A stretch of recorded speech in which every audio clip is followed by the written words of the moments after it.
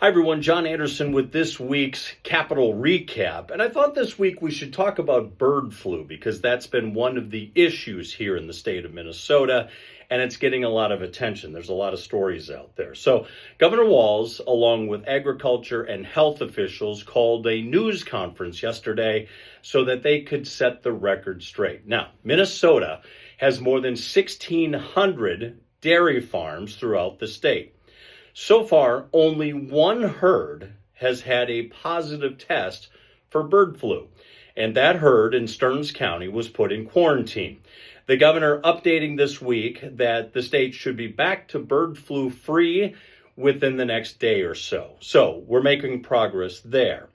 It's also important to note that ag officials and health officials say when it comes to our food supply, pasteurized milk is safe to drink.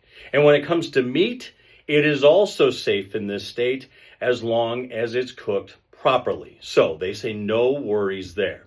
The concern is as migratory birds come back to the state, we could see another spike in cases. So that is something to watch for, and it is somewhat expected here in the state of Minnesota.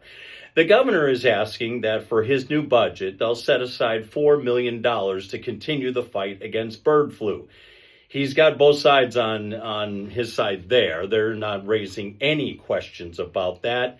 He says Minnesota is very aggressive and is staying on top of this so that we are one of the best states when it comes to fighting bird flu. We'll keep an eye on it. That's the recap. John Anderson for MNN.